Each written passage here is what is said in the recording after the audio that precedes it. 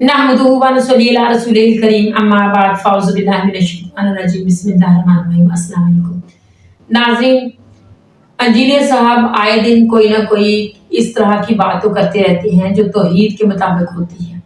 उसी चीज़ को लेकर मुख्तलिफ उलमाए कराम उनका मजाक उड़ाते हैं और कहते हैं कि ये तो कुरान पढ़ना नहीं जानता और ये तौहीद बयान कर रहा है।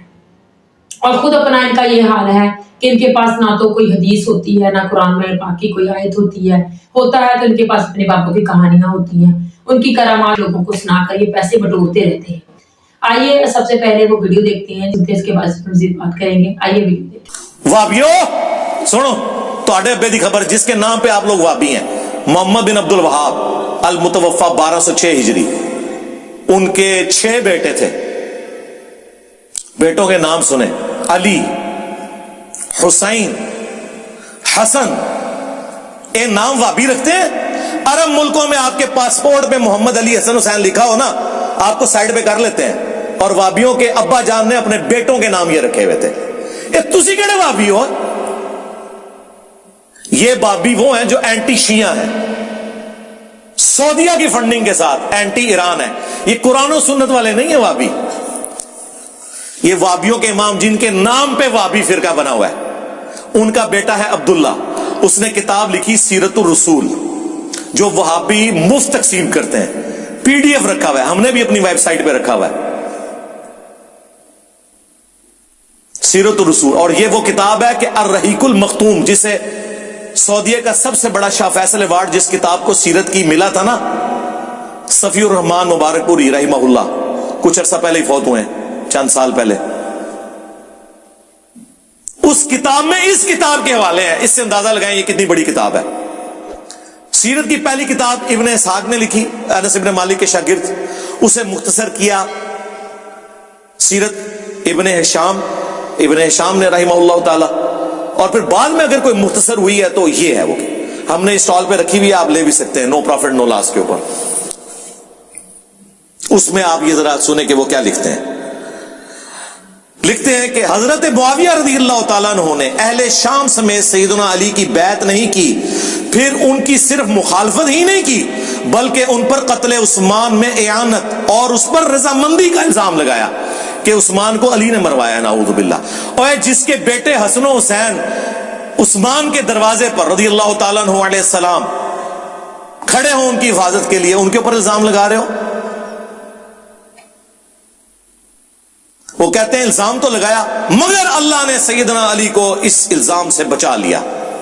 ये मैंने कभी कहा है? इनका वाबियों का अब्बा लिख रहा है।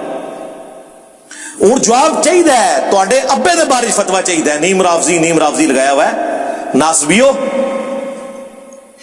आधी हदीस बताइए जी, मौला अली ने फरमाया मेरी वजह से 2 फिरके जहन्नम में जाएंगे और 2 गुमराह होंगे, एक मेरी मोहब्बत में गुलूफ करके, एक मेरी दुश्मनी में। मोहब्बत वाले वो जी रावजी, तो दुश्मनी वाले अल्लाह माफी दे अब्बा। हाँ, वो साढ़े शहजाद भाई कहते हैं अपनी लैंग्वेज। उन्होंने एक अहले हदीस को कहा ना कि ये हदीस है, वैसे इसकी जो मरफू हदीस है वो ज़ईफ है, लेकिन मौकूफन दुरुस्त है, मौला अली का कौल। तो उसने कहा अच्छा, ये मोहब्बत में गुलूफ करने वाले तो रावजी हैं, तो ये दुश्मनी में गुलूफ करने वाले कौन है? उन्हें कहा अल्लाह माफी दे आपा, असी अहले हदीस, असी देवबंदी बरेलवी, असी सुन्नी। ये मेरा गोल्डन कोड याद रखिएगा। ला आज और ले लो। ये हो ही नहीं सकता कि दुनिया में कोई शिया हो और उसके अंदर राफजियत ना पाई जाती हो, और ये हो ही नहीं सकता कि दुनिया में कोई सुन्नी हो और उसमें नासबियत ना पाई जाती हो, इल्ला ये कि अल्लाह किसी को बचा ले, सुन्नी और शिया दोनों में से, और इल्ला ये कि वो हमारे साथ अटैच हो। हाँ, इधर अल्लाह के फजल से बिल्कुल जो जिसका तौहीद भी कुरान की बयान होगी, इय्याका नअबुदु व इय्याका नस्तईन। कोई बाबा नहीं, कोई बुजुर्ग नहीं, सिर्फ अल्लाह मुश्किल कुशा। और अहलुल बैत का भी दिफा होगा। अल्हम्दुलिल्लाह गदीर खुम पे ये प्लेटफॉर्म खड़ा है। फिर वो आगे जाके लिखते हैं वाबियों के इमाम के सैयदना अम्मार की शहादत के बाद हजरत अमर बिन आस ने भी लड़ाई तर्क कर दी और बहुत से लोगों ने उनकी पैरवी की। हजरत मुआविया ने उनसे पूछा तुमने लड़ाई क्यों छोड़ दी? उन्होंने कहा हमने अम्मार को कत्ल कर दिया और मैंने खुद रसूलुल्लाह से सुना था कि अम्मार को बागी जमात कत्ल करेगी, लिहाजा हम तो बागी हुए। मुआविया बोले खामोश रहो, तुम ऊंट की तरह अपने ही पेशाब में फिसल रहे हो।